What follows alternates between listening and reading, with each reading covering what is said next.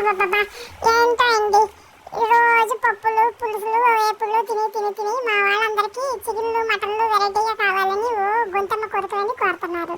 సర్లే అని చెప్పి కోఫ్తా చికెన్ అని చెప్పి చికెన్ని డిఫరెంట్గా చేద్దామని బోన్లెస్ చికెన్ తెచ్చి ఇలాగా మిక్సీ పట్టేసి దాంట్లో అల్లం వెల్లుల్లి పేస్ట్ వేసి దీనిలోని శనగపిండి మనం బ్రెడ్ది బాగా మిక్సీ పట్టి అదంతా కూడా కలుపుకొని ఒక 4 hours ఫ్రిడ్జ్లో పెట్టుకొని పక్కా తీసుకోవాలి. మరో పక్కన నేను ఆల్రెడీ పొరుటు చేసుకొని ఆ పొరుటు అనేది ఈ చికెన్ లోపల స్టఫింగ్ పెట్టుకొని ఉండలా చేసి ఇలా నూనెలో స్లిమ్లో పెట్టుకొని వేయించుకుంటున్నానండి. ఇలా ఈ బాల్స్ జంబోగా చేశాను నేను. యాక్చువల్లీ చిన్నగా కూడా చేసుకోవచ్చు. ఇలా చేసుకున్న వాటిని బాగా డీప్ ఫ్రై చేసుకొని ఇలాగ ఉండల్ని మనం పక్కా తీసుకోవాలి.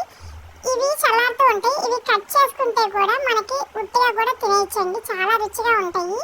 చాలా మంది ఇలా ఉట్టిగానే తినేస్తారు.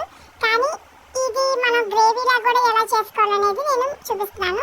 మరో పక్కన ఇంకొక బాండీలో నేను ఆల్రెడీ డీప్ ఫ్రై చేసిన ఆనియన్స్ని మిక్సీ పట్టేసేసి పేస్ట్ అనేది కళాయిలో కొద్దిగా ఆయిల్ వేసి ఆ పేస్ట్ అంతా కూడా నేను దాంట్లో వేసానండి. వేసి దాన్ని కొంచెం కాసేపు వేయించి ఆల్రెడీ మనం డీప్ ఫ్రై చేసిన ఆనియన్స్ కాబట్టి ఆల్రెడీ వేగిపోయి ఉంటుంది. దాంట్లోనే కొద్దిగా నేను అల్లం వెల్లుల్లి పేస్ట్ అనేది వేసాను.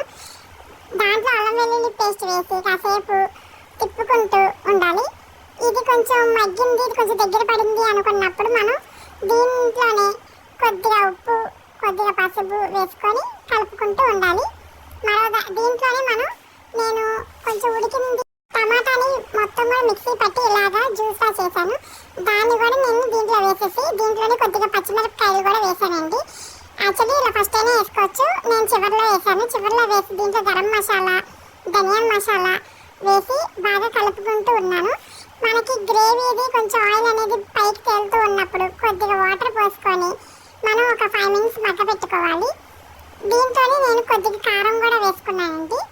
మీకు రుచి సరిపోయేంత కారం వేసుకొని మీకు కొంచెం ఇలాగా చూపించిన విధంగా మరో పక్కన బాల్స్కి హోల్స్ పెట్టుకుంటూ ఉండాలి.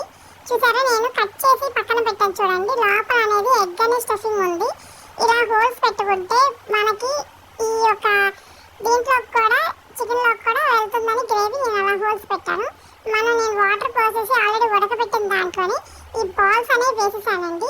ఈ బాల్స్ వేసిన తర్వాత 10 to 5 minutes మనం మగ్గబెట్టుకుంటే సరిపోతుంది.